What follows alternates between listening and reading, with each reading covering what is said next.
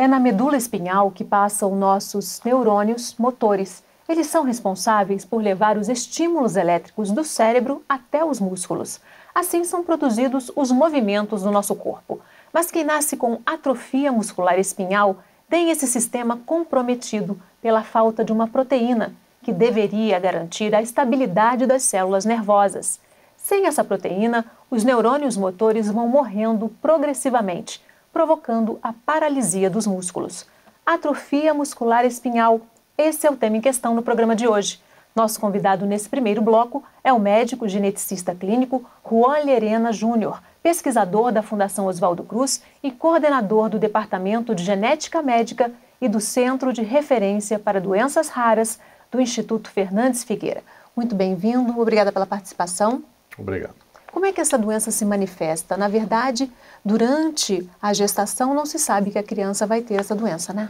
Não, geralmente você vai conseguir suspeitar dessa doença com o desenvolvimento da criança. A atrofia espinhal progressiva, mais especificamente este grupo de atrofia espinhal progressiva, você tem um espectro de uma forma muito grave nos bebês e pode chegar a formas adultas de uma forma de manifestação mais branda. E é onde, geneticamente falando, a gente tem um entendimento por que esse espectro pode ocorrer. Mas a forma mais grave, geralmente percebe-se logo nos primeiros movimentos do bebê, logo ao nascimento, praticamente. Nos primeiros dias. Porque são crianças que praticamente não têm a atividade muscular ativa, né? E isso se dá por conta exatamente da perda dessa condução nervosa que faz com que os músculos atuem. Não recebam esse estímulo, né? E é uma doença, até prova o contrário, letal, né? Você já falou aí dos outros tipos, né? Existem tipos que se manifestam mais tardiamente, né? Dentro do grupo, historicamente, a atrofia espinhal progressiva era muito bem conhecida dessa forma, que na verdade era conhecida como síndrome de Wedney-Hoffmann, né? Que é uma forma grave em bebês, incapacitante e infelizmente não sobrevive. Ao mesmo tempo, crianças ou mais tardiamente adolescentes também tinham uma doença e todos os exames complementares à época colocavam no mesmo grupo de atrofia espinhal progressiva. Hoje sabemos que geneticamente existem mecanismos que explicam esse pleiotropismo do fenótipo, podendo ter formas bastante brandas comparado à forma mais tardia. E certamente os exames genéticos trouxeram as certezas, não ficamos somente com o benefício das dúvidas, né? Quer dizer, é bem certo que nas crianças o diagnóstico, apesar de ser um diagnóstico clínico, era bastante aproximado de certeza. Por que nesses casos o problema só aparece já mais próximo da adolescência ou durante a infância? Aí vem mais pela disposição dos genes no nosso genoma. Então, não somente talvez na espécie humana, mas eu digo a evolução dos mamíferos, por sua vez, ele tem uma estrutura genômica que talvez possam terem sido até salvaguardas protegendo os genes primários. Então, o que acontece na atrofia espinhal progressiva? Você tem um gene que é fundamental, que ele tem que estar intacto. E próximo a esse gene existem os salvaguardas, mas esses salvaguardas eles não se expressam. Do mecanismo genético de produzir proteínas faz com que esses genes, que são chamados pseudogenes, eles não se expressam, eles ficam silenciados. É como se eles estivessem desligados. Eles estão ali, mas estão desligadinhos, né? E aí que é o pulo do gato com relação ao terapêutico, porque eles descobriram que você pode religar esses genes, aonde na forma grave infantil, da atrofia espinhal progressiva, você não tem a produção dessa proteína.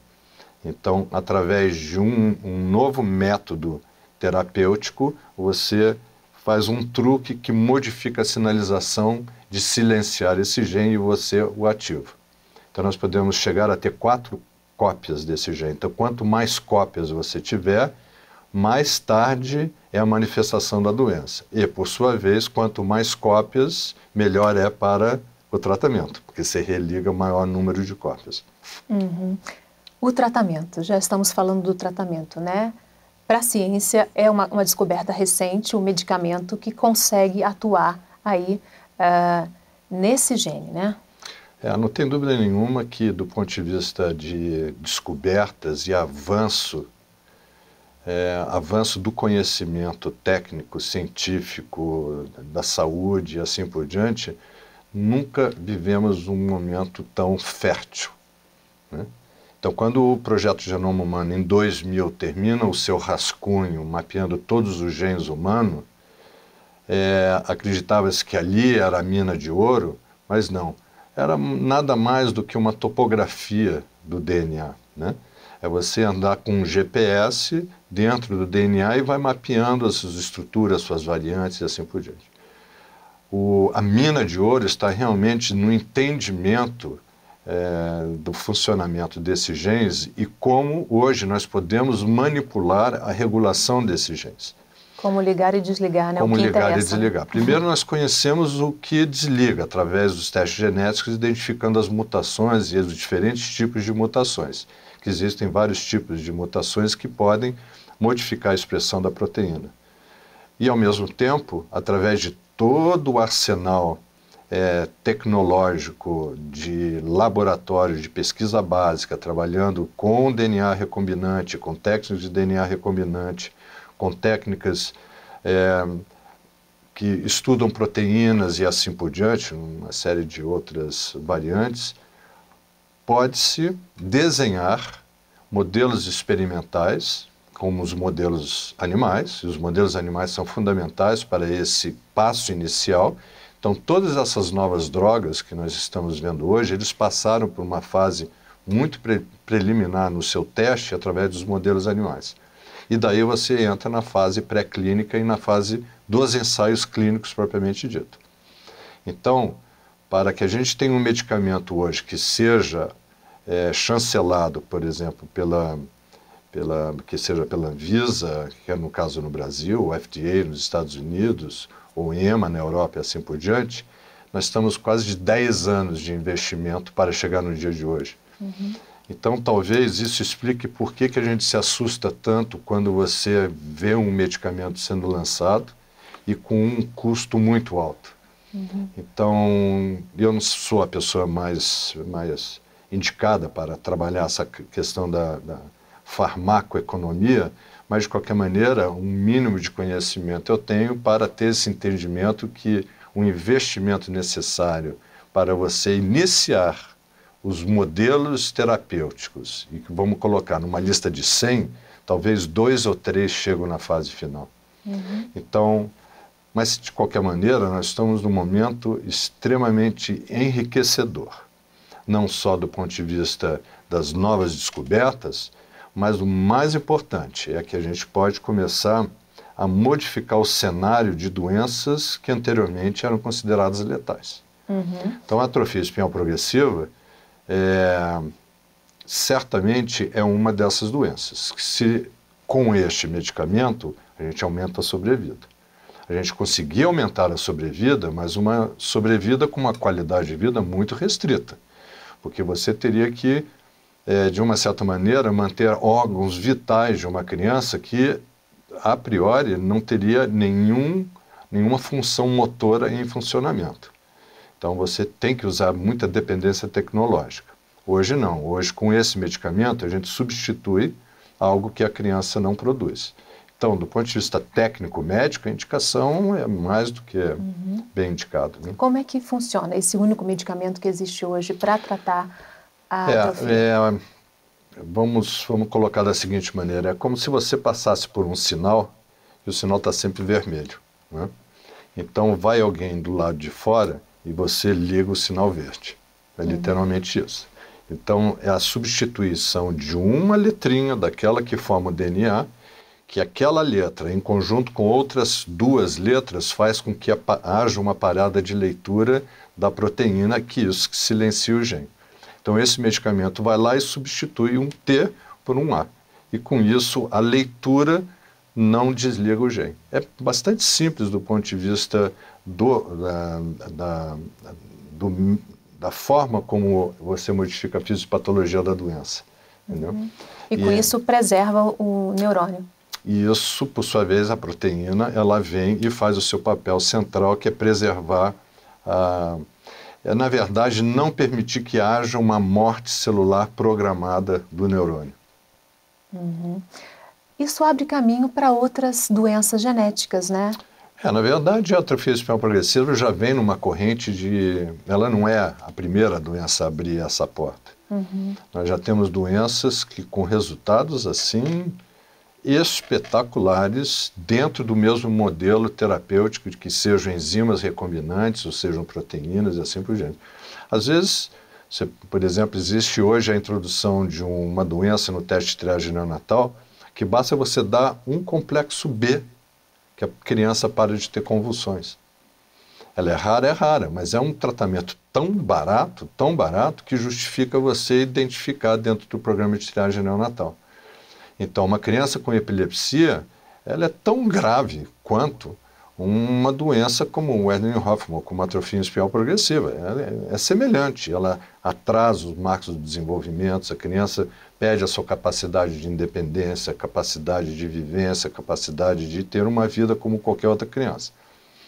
Então, hoje, existe um cenário de muito valor humano. Se a gente for ver no final do dia, o médico começa a realmente a ter o seu ofício muito mais prestigiado numa área que a gente vem vivenciando, por exemplo, com a oncologia. Quando a gente imaginou quantas pessoas você conhece hoje que tiveram câncer e que estão curadas? Muito mais do que na época, por exemplo, da minha mãe. Então, você falar para alguém que tem câncer era morte certa. Né? Hoje não. Hoje talvez 60%, 70% dos cânceres, quando diagnosticados precocemente, eles são curados. Então mudou o cenário completamente. E além de nós estarmos vivendo muito mais tempo. Então as doenças genéticas, elas começam a ter esse início muito favorável, muito favorável. Então eu digo isso estritamente do ponto de vista técnico e médico, né? Diferentemente de você discutir gestão, gestão de saúde para doenças raras. Aí é um processo muito mais complexo. Eu acho que a gente tem que parar e tentar trazer à mesa pessoas que têm um entendimento não só da área técnica, médica, mas tem da área de gestão pública. Porque a gente tem que considerar o coletivo, não é caso a caso. Caso a caso, é claro, é uma emergência, urgência, eu tratar do meu filho. Mas coletivamente tem que ter uma lógica comunitária, uma lógica coletiva. E isso a gente tem que ter muito mais cautela. O grande diferencial desse medicamento é que ele atuaria lá na causa, né? Na verdade, não é na causa. Ele oferece a proteína que a causa não produz. Então, ele está oferecendo. Lá no início, não é na causa, mas é logo no início. Um exemplo prático é como a insulina. Uma coisa. Não produz insulina, você dá insulina externa. Não produz a proteína SMN, você faz com que, alternativamente, produza a proteína SMN. Então, é assim que funciona. Substitui o que falta. Substitui literalmente o que falta. E, obviamente, nós vamos ter que aprender um pouco mais, né? Quer dizer, os ensaios clínicos, e que é mais no sentido de você ver segurança, ver dose, ver eventos adversos num período fechado, né? E eu não tenho certeza quantas semanas foi do ensaio clínico da fase 3, que é quando você recruta os pacientes e começa a fazer o estudo longitudinal. Geralmente são 52 semanas, né? Que é geralmente 12 meses de estudo fechado, com os fatores muito bem controlados, com os desfechos primários bem determinados, os desfechos secundários e assim por diante. Nós não vamos saber como será uma criança utilizando esse medicamento por 4 anos, 5 anos, 6 anos. Então, o que se recomenda é que você crie registros nacionais. E isso poderia ter um passo à frente do Ministério da Saúde a criar um grupo técnico para discutir exatamente esses registros. Então, é um registro da história natural de uma doença que sabia-se que era letal e hoje tratada como que é a história natural de uma criança com atrofia espinhal progressiva tratada. E com isso, de uma forma muito seletiva e organizada e sistemática, você consegue tirar muito proveito, não só de custo, mas de complicações, de efeitos colaterais e assim por diante. E de aperfeiçoamento, né? Sem dúvida. Ok, você também pode acompanhar a Fase TV na internet, o endereço está aí na sua tela, youtube.com/fmpfase. Faça sua inscrição e receba os alertas dos novos episódios. Vamos fazer um rápido intervalo. No próximo bloco, a gente continua falando sobre atrofia muscular espinhal. O Em Questão volta em instantes. Até já!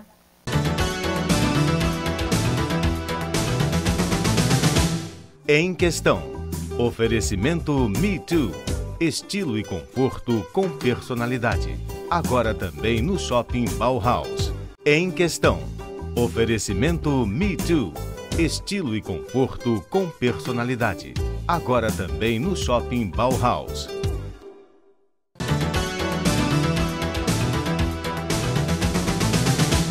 O Em Questão está de volta falando sobre atrofia muscular espinhal. Nosso convidado nesse segundo bloco é o médico geneticista clínico Juan Llerena Júnior, pesquisador da Fundação Oswaldo Cruz e coordenador do Departamento de Medicina Genética e do Centro de Referência para Doenças Raras do Instituto Fernandes Figueira. Doutor, para que a criança tenha a doença, é preciso que pai e mãe tenham essa característica genética? Sim. Essa doença se dá por ausência da informação genética de ambas as cópias. Aqui vem do pai e da mãe. Se um só... Um só não tem problema nenhum. Uhum. Tanto é que os pais que têm crianças com atrofia espinhal progressiva, cada um deles tem um dos alelos mutantes, mas o outro funciona. Na verdade, a gente basta de metade só para ter. E, na verdade, não precisa de 50% de proteína, basta a gente ter um pouco mais de 30% de proteína, qualquer que seja, para você ter o seu resultado final. Então, obrigatoriamente, eles são heterozigotos obrigatórios, o que aumenta a chance de 25% de ter uma outra criança. Ou seja, o risco de que o risco um novo aumenta filho enormemente, também tenha... o outro, o segundo, o terceiro e o quarto, assim por diante. Então, o estudo genético é muito importante porque você pode, a partir daí, um outro tipo de discussão, que é o diagnóstico pré-natal. No Brasil, não é autorizada a interrupção de gravidez de gestações afetadas, como seria o caso, mas você pode ir para a reprodução assistida e fazer diagnóstico em célula única de embriões. E aí você coloca os embriões que você sabe que não tenham a doença. Então, é uma alternativa interessante discutir no Brasil, que aí você não coloca o casal na situação de ter que fazer uma interrupção de gravidez. Teria que ser um teste genético feito nos pais antes da gestação? Na verdade, não, porque se a criança... Você sempre faz na criança. Se a criança tem o tipo clássico de atrofia espinhal progressiva, obrigatoriamente os pais carregam a mutação, considerando... paternidade, né? A gente falou, né, que hoje já existe um medicamento para tratamento, mas é caríssimo, né? Muito caro, é um dos mais caros no momento, né? Sem dúvida nenhuma, é um dos mais caros que temos no mercado hoje. Então... Agora, o preço é uma coisa muito particular, porque se você for ver o valor provavelmente dentro da área da imunologia, da parte da oncologia e assim por diante, os medicamentos são bastante caros também. Talvez a única ou a única dado a favor desses medicamentos, como na imunologia e que seja na oncologia, que é por um breve período. No caso da atrofia espinhal progressiva, ele tem que tomar o resto da vida, né? Você para de dar, ele volta ao estágio anterior. Ele não produz, entendeu? Então, é uma questão difícil de se considerar a possibilidade de você iniciar, talvez o rebote possa ser até muito mais grave, acelera muito mais rápido a deterioração da doença. Isso a gente sabe com outras doenças que, por conta de a maioria, se não a totalidade de medicamentos, vem por via judicial. Então, você, a cada 6 meses, a cada ano, você tem que fazer uma nova solicitação. Ou melhor, você tem que entrar via judicialmente para pedir uma nova leva de medicamentos. E muitas vezes você não consegue aquele medicamento em tempo hábil. Então tem muitos pacientes no Brasil que começaram seus tratamentos e tiveram um período sem medicamento. E aí os sintomas retornam. Entendeu? E isso é inadmissível, isso é inaceitável do ponto de vista médico em si. Né? É como se você é hipertenso, você tem uma hipertensão muito grave, de repente você fica sem medicamento. Então imagina como vulnerável você fica por conta da ausência desse medicamento. Já sabemos o que deve ser feito, né? Como tratar, né? Então é uma questão de uma logística muito complexa, muito complexa. Então são novos tempos. Então sempre quando você tem um novo conhecimento à frente, a gente tem que ter muita cautela. Uma cautela para que não tomemos decisões precipitadas, porque naturalmente, sendo novo, existe uma defesa natural de todos nós. É novo, você começa a criar preconceitos e assim por diante. Então vamos nos informar, vamos dar um embasamento. E tem um outro movimento que acontece no Brasil que tem modificado muito a saúde no país, que são as associações de famílias, associações familiares. Hoje, o avanço que nós temos de políticas públicas voltado para as doenças genéticas, salvo engano, todas vieram pelo movimento social. Todas. É óbvio, tem a Sociedade Brasileira de Genética Médica, que vem trabalhando há muitos anos proativamente para que conhecimento seja generalizado e otimizado junto ao Ministério da Saúde, mas efetivamente quem faz a mudança são os familiares e as associações de famílias. E que tem tido um peso muito grande, que seja no grupo do nanismo, que seja no grupo da osteogênese, que seja no grupo de Pompe, Gaucher, das mulheres, da saúde das mulheres negras. Tem um monte de associações que vão militando. E é a partir daí que o teste do pezinho incluiu a anemia falciforme, por exemplo. Não foi o Estado que quis, que isso tem um ônus para o Estado. Não, eles entraram e mostraram que havia necessidade de você fazer uma identificação precoce dos falcêmicos. E outras doenças nesse nível, entendeu? Então é isso que realmente tem pressionado e avançado muito, não só as decisões, mas reuniões antecipatórias, preparatórias para uma discussão no novo tempo. Nós estamos no novo tempo. Não só talvez na genética médica, eu creio em todas as especialidades, né? Na ortopedia, hoje as cirurgias que você faz por robótica, a cirurgia geral que você faz, então a medicina mudou muito. Então a gente tem que ter esse entendimento. Agora, o que não é aceitável é a falta eu diria, leveza no pensamento de quem decide, no sentido de saber que se a gente investe em saúde e educação, você não quer o melhor marketing para você? Né? Investir em saúde e educação e plenamente, você sempre será não precisa justificar. Isso aí é um conceito universal. Entendeu? E isso fica restrito a um segundo plano. Né? Então, se a gente for ver o índice de desenvolvimento humano do Brasil, ele não chega a 3 mil dólares de investimento por pessoa, ano, comparado aos países que têm mais de 60 mil dólares de investimento no indivíduo ano. Então, e não é por falta de dinheiro, não é por falta de competência. É uma outra lógica, uma lógica de promover a saúde. Os benefícios do tratamento da atrofia, eles são maiores quanto antes o tratamento é iniciado, né? Não tem dúvida nenhuma. Isso tem que ser muito precoce, extremamente precoce. Porque certamente, se você pega um menino que está com 18 meses, né, que é o caso do Francisco, ou que seja 1 ano e 9 meses, ele tem atrofias secundárias ao desuso. Ele tem um organismo, mesmo que volte a ter uma possibilidade de readquirir movimentos, de desuso.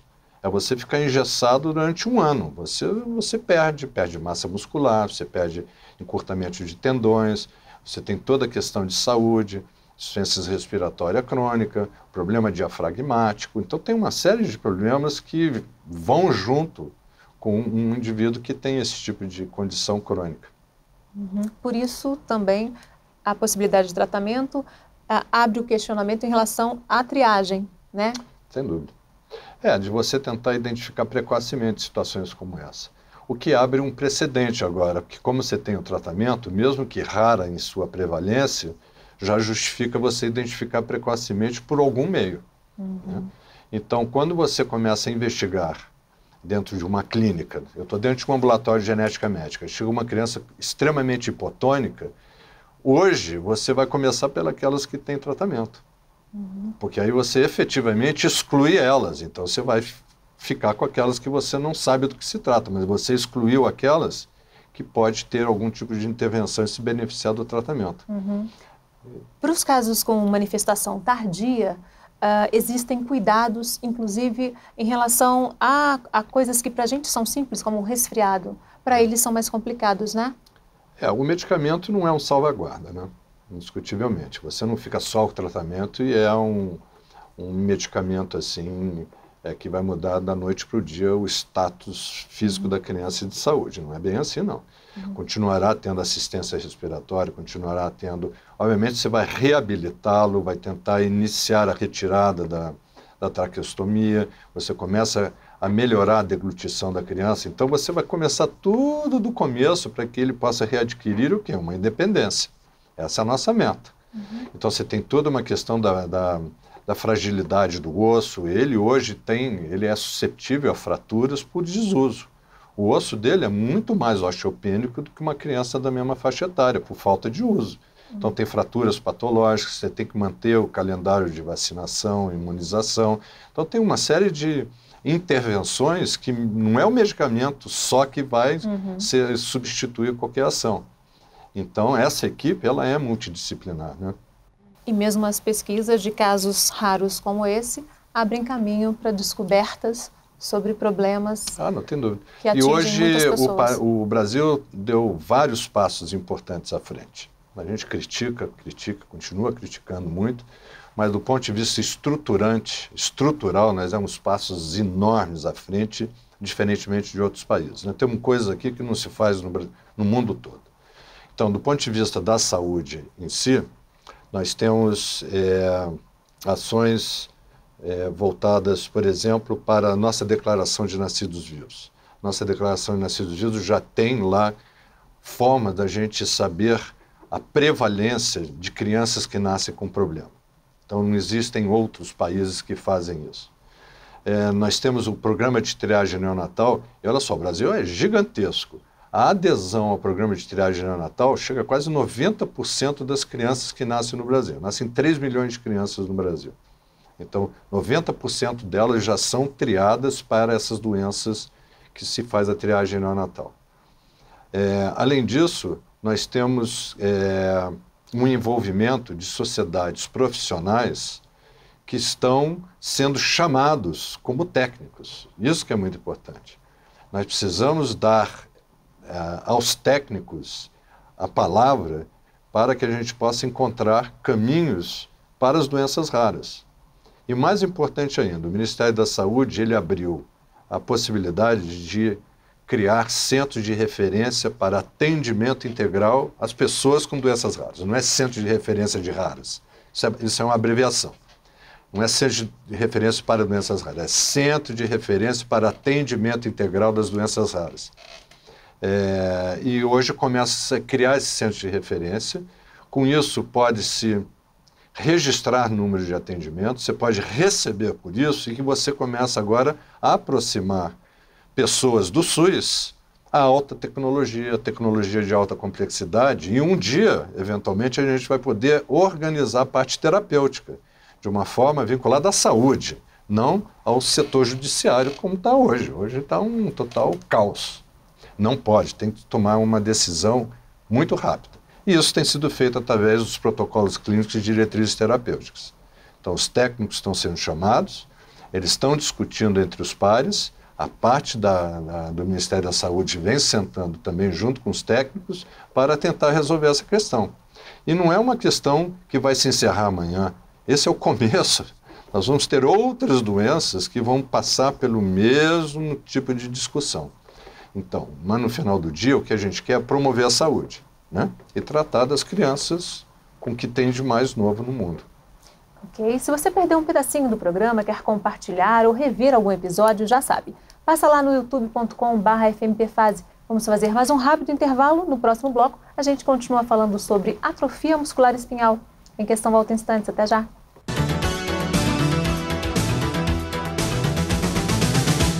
Em Questão. Oferecimento Me Too. Estilo e conforto com personalidade. Agora também no Shopping Bauhaus. Em Questão. Oferecimento Me Too. Estilo e conforto com personalidade. Agora também no Shopping Bauhaus.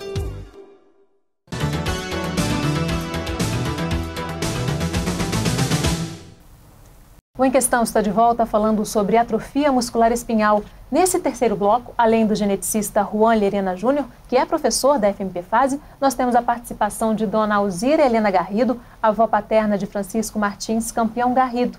O bebê, de 1 ano e 9 meses, tem atrofia muscular espinhal e a família do pai, que é aqui de Petrópolis, vem mobilizando a cidade através da campanha Ame Francisco, que visa arrecadar 3 milhões de reais para custear o tratamento. Como é que foi a descoberta de que o Francisco tinha a atrofia muscular espinhal? Como o doutor falou, existem vários Tipos. guardiões que ficam lá e ele tem 4 cópias do gene. Por esse motivo, ele tinha mais movimentos do que uma criança que tem só 2 cópias, etc. Mas minha nora é médica e ela começou a desconfiar. E foi pesquisando, até que levando um especialista em Goiânia, porque eles moram em Palmas, né, no Tocantins. E o médico explicou o que era a doença, que era letal a doença. E eles ficaram apavorados. Aí meu filho começou a pesquisar, conseguiu o contato com os cientistas que pesquisaram esse remédio e foi se animando, porque realmente é uma esperança. Numa hora, dizem para você, seu filho vai morrer. Na outra hora, tem um medicamento que pode salvar a criança. Ele começou a pesquisar e começou a conversar com todo mundo e começou a ver estudos no mundo inteiro, porque o remédio não estava aprovado ainda. E foi tentando colocar o menino, mas nenhum país vai admitir um estrangeirinho em detrimento do seu próprio natural, né? Foi tentando colocar nessas pesquisas clínicas, não é isso? Tentou colocar na Espanha, porque o Garrido nosso é de espanhol. Tentou colocar na Itália, porque a minha família é toda italiana, mas não conseguiu, né? E aqui no Brasil não tem a pesquisa? Aqui não teve.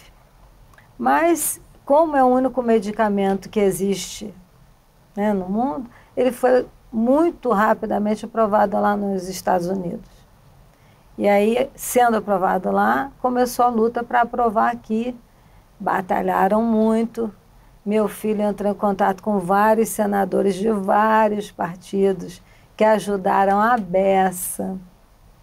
Estão fazendo uma campanha no Ministério da Saúde e, finalmente, a Anvisa registrou, né? Então, agora, com essa campanha feita em Petrópolis, conseguimos dinheiro para as 4 primeiras doses, que são 6 doses iniciais. E essas 4 primeiras doses, elas são dadas num espaço de tempo muito curto. Se ele começar hoje a primeira, daqui a 14 dias é a segunda, dali a 14 dias da segunda é a terceira, e depois da terceira, 1 mês, a quarta. Aí depois da 4ª dose, eles aguardam 4 meses, é a 5ª. Depois da 5ª, 4 meses, a 6ª. Ainda falta dinheiro para a 5ª e para a 6ª, é uma corrida contra o tempo, né? Só que ele, desde abril, ele ganhou uma liminar na Justiça.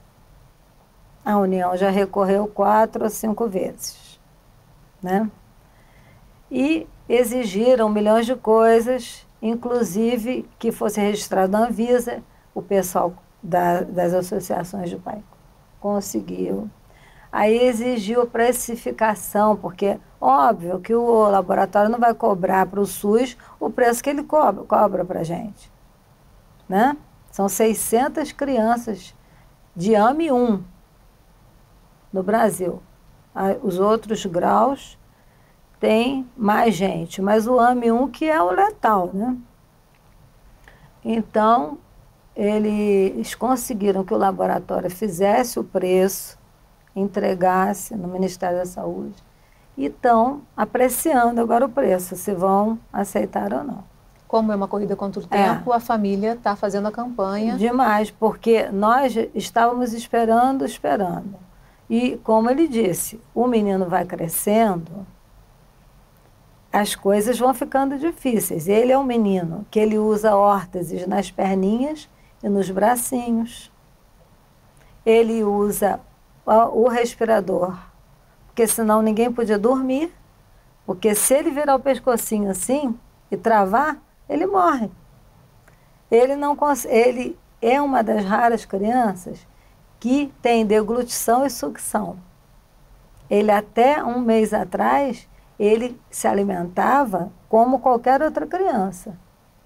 Há um mês atrás que fizeram a gastrostomia, porque como vai começar a aplicação do remédio, e é um remédio que é aplicado na medula, né, na coluna, a criança tem que ficar numa determinada posição, número de horas.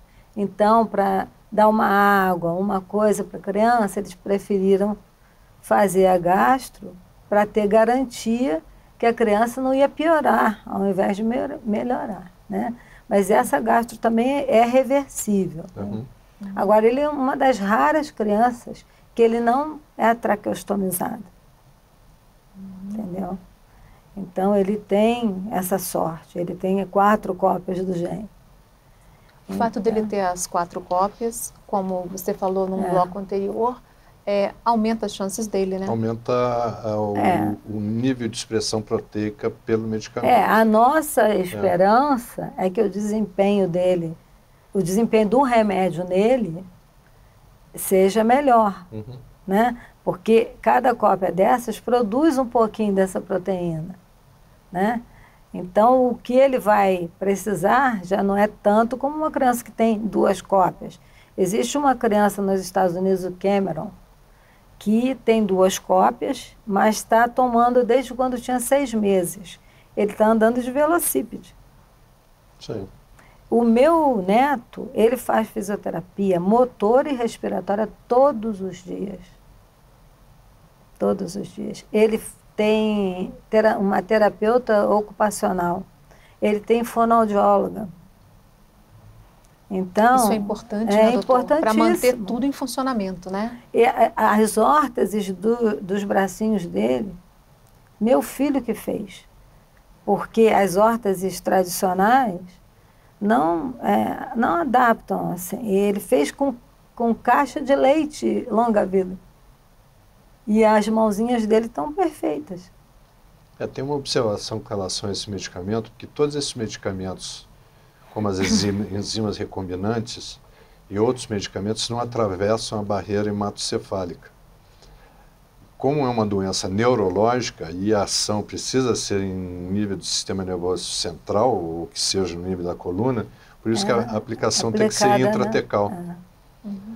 Diferentemente de outras que pode ser em sangue periférico ou na periferia, mas se for uma doença neurológica, você precisa ter acesso direto à região do sistema nervoso central. Então você veja, são inovações tecnológicas, inovações de medicamentos que nós vamos precisar nos adaptar. E hoje o mundo virtual nos coloca ao lado a lado ao primeiro mundo.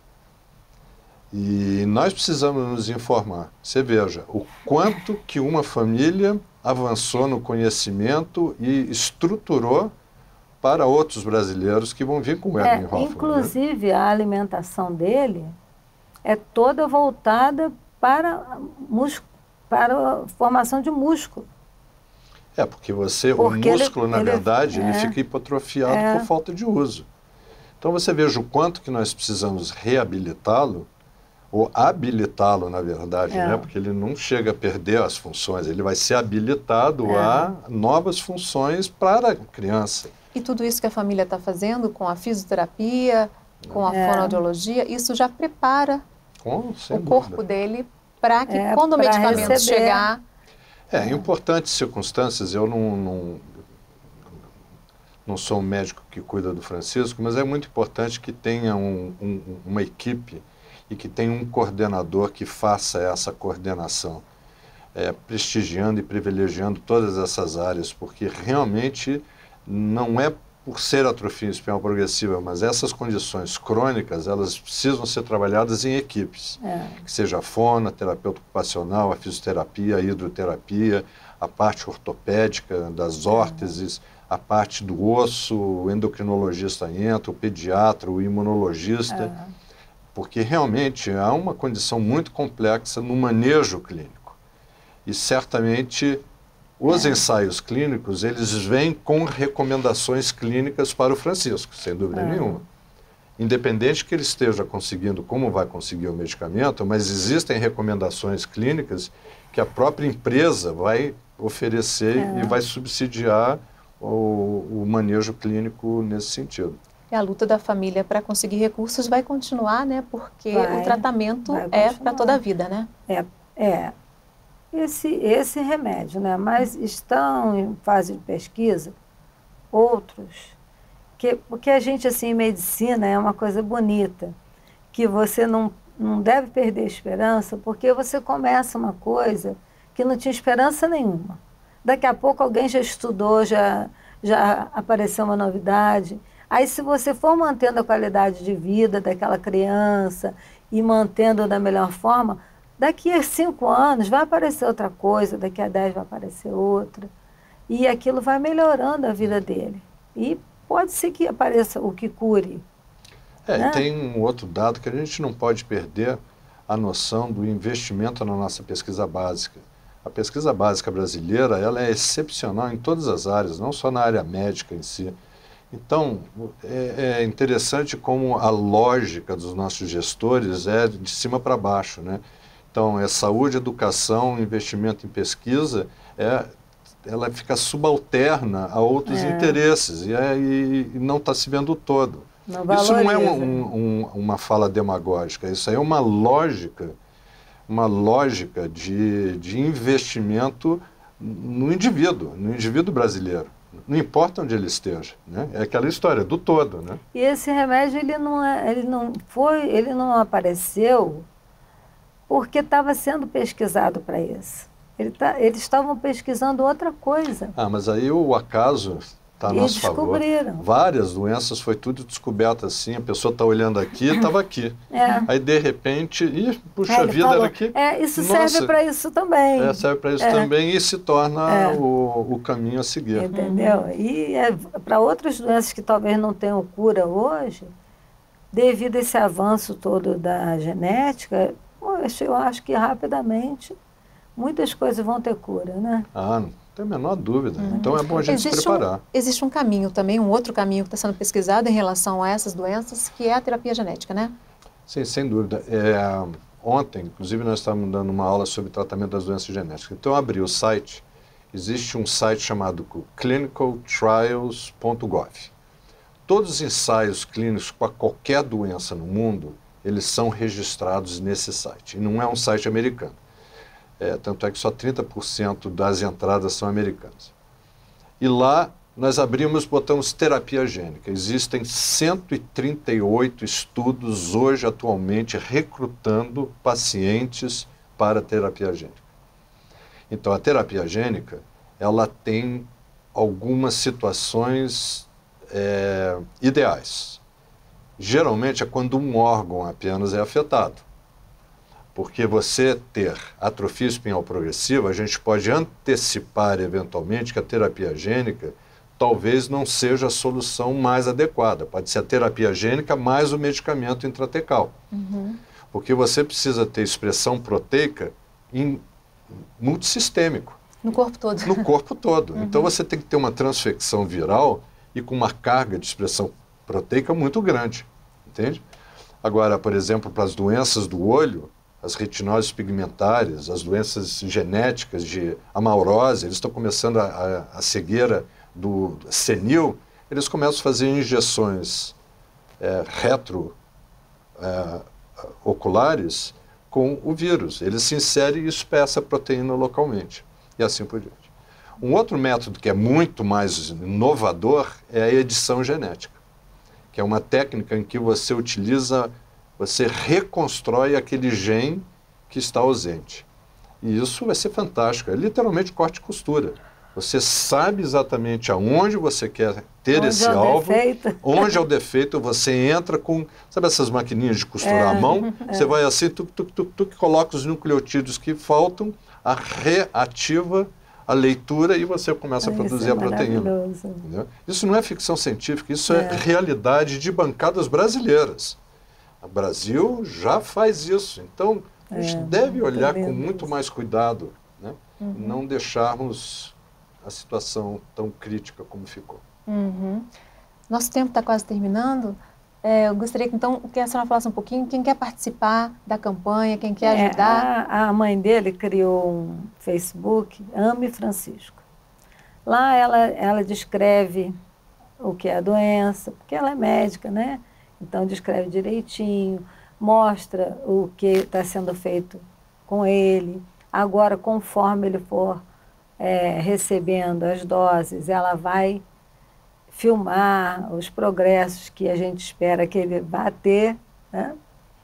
E as pessoas podem... Ali tem tudo no que se refere a ele. Tem conta bancária se a pessoa quiser contribuir. Aqui em Petrópolis nós já fizemos tantos eventos que eu nunca fui a tanta festa na minha vida. São gestos que enchem de esperança, né? E tem ajudado de fato, esse é um dos que... Todos fazem bingos, fazem corridas, fazem... Academias todas de Petrópolis estão fazendo campanha para ele.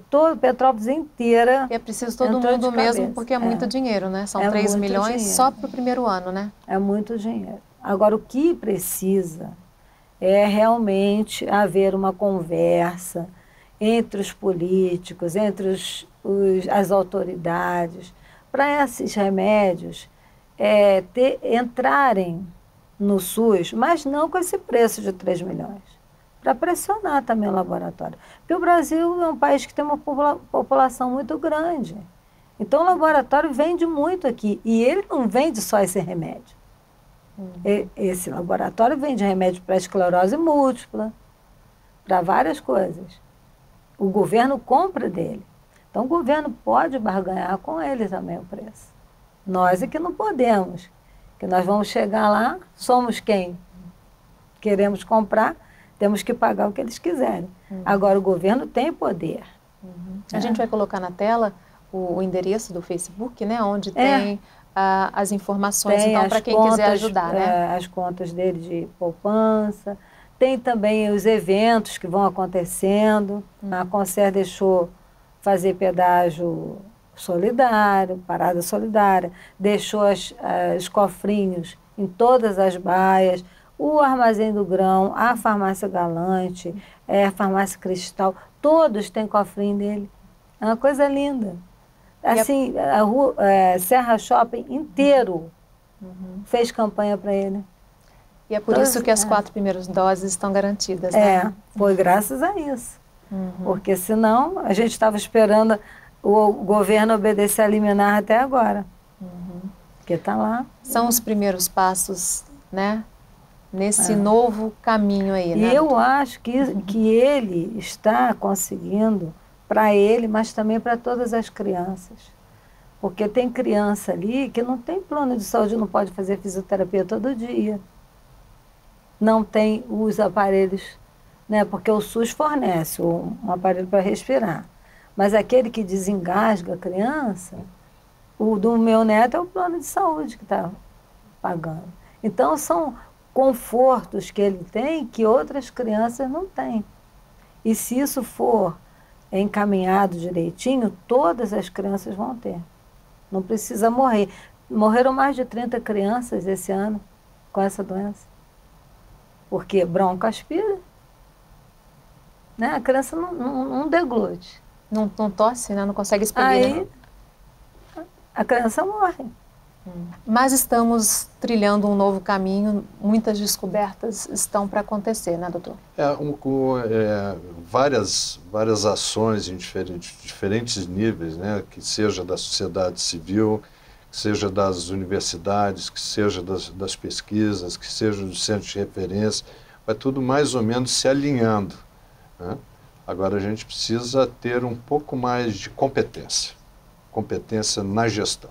Isso realmente é onde a gente precisa exercitar não só a pressão social, mas a pressão técnica e trazer as pessoas que entendem realmente para discutir uma gestão para as doenças raras. Para não ter desperdício, né? Porque novos medicamentos virão com a mesma demanda e com a mesma magnitude de problemas, que sejam econômicos, que sejam clínicos, que sejam da Anvisa, que sejam da empresa, porque você tem que ver um todo, não o específico. Né? Só para finalizar bem rapidamente, a importância também das doenças raras estarem incluídas na formação dos médicos, né? Isso, indiscutivelmente, a gente tem que, os currículos médicos, os programas pedagógicos, eles vêm, de uma maneira ou de outra, se integrando, e a genética médica, ela é o exemplo ideal para isso, porque ela tem uma transversalidade, porque ela passa por todas as especialidades. Então, a ortopedia tem doenças genéticas ortopédicas que a gente precisa tratar.